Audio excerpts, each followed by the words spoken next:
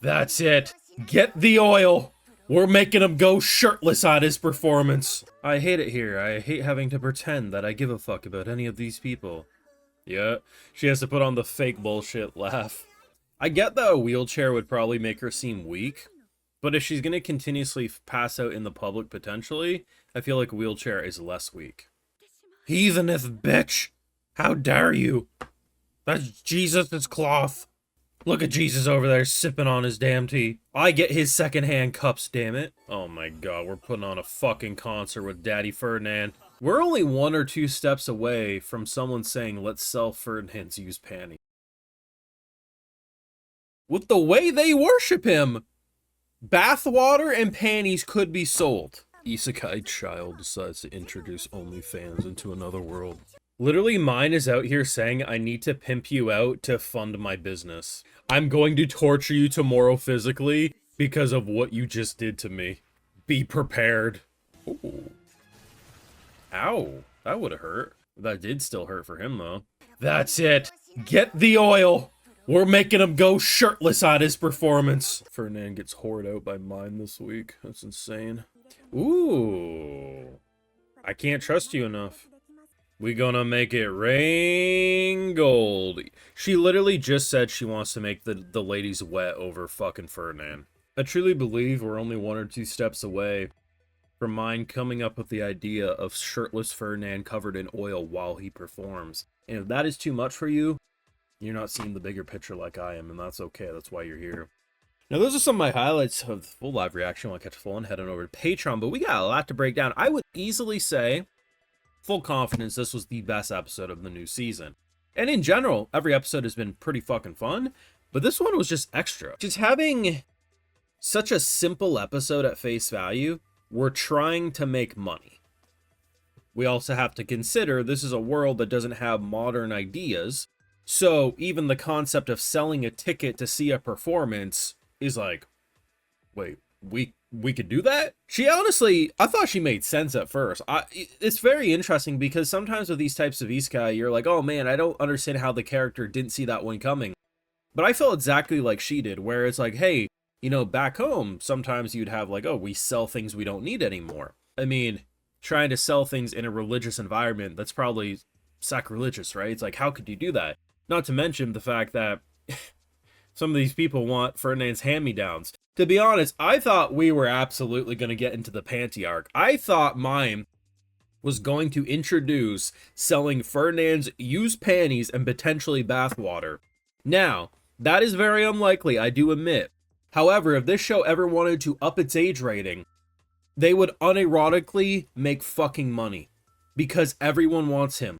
That is an objective truth of this world, that everyone is horned up for Ferdinand. Like, bruh, you could sell this drawing of him, and the ladies, and hell, maybe even some of the men, are going to purchase it for late night activities, if you catch my drift. The fact that we unironically are pimping out Ferdinand, granted in a more wholesome way than I'm letting on, but if they wanted to, they really could make it more intense.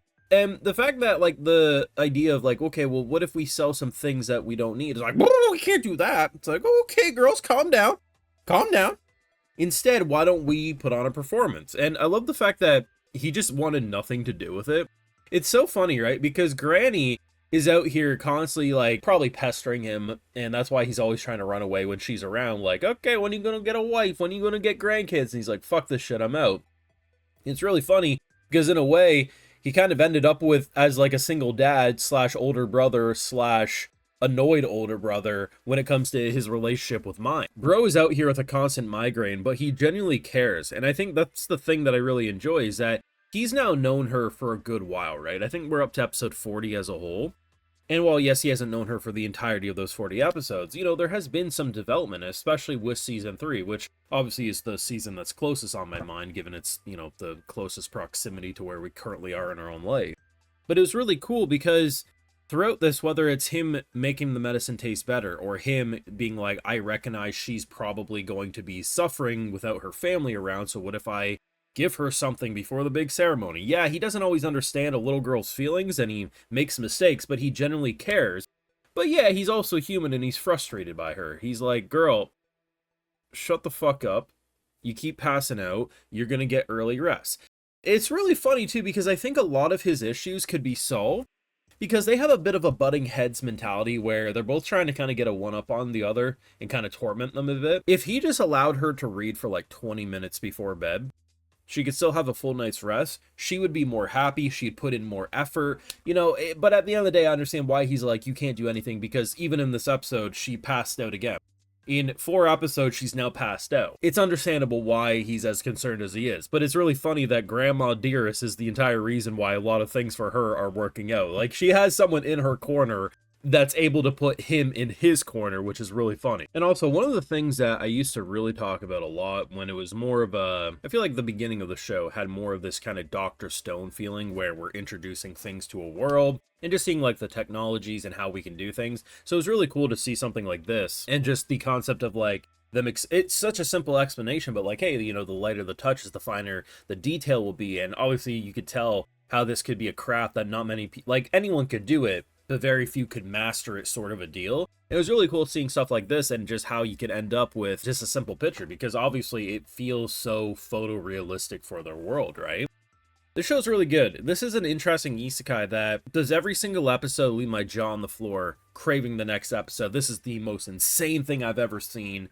No. But does every episode entertain me to some degree? Absolutely. That's why I'm now up to season 4. The show has never been like an all-star for my channel. I've always just done it because I've enjoyed it. And to be honest, I feel like this is going to be my favorite season if they keep it up. I like how they're utilizing all the characters.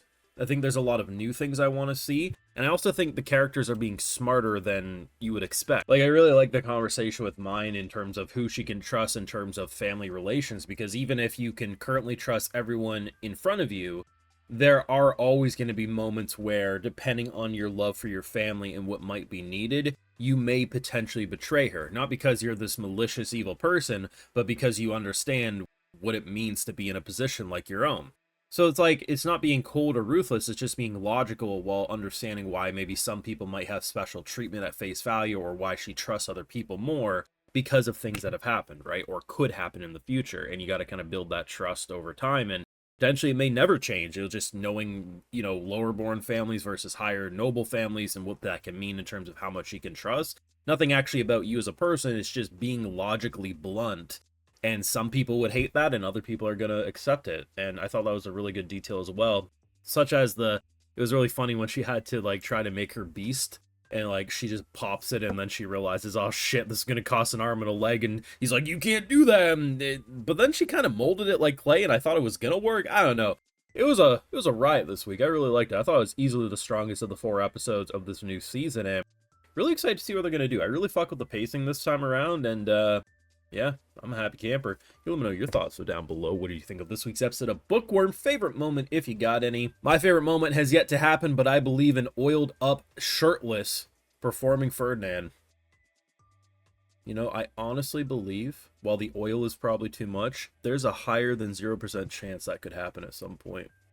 Thoughts down below. Make sure you drop a like, show your support, subscribe, ring that bell, and of course Patreon for live reactions to everything we're watching over there and other exclusives. Like, hey, I love to give those video shoutouts to my patrons because of why I get to do these YouTube videos at all. Alright, so today we got Jesse Kent, Kyle Kovalchuk, Marsh, Hunter D. Lupin, Cosmonetto 140, Spectra, Monty7, Rekatron, and Buanake Monocle Azuria. So I appreciate the support. Please take care and y'all have a good one.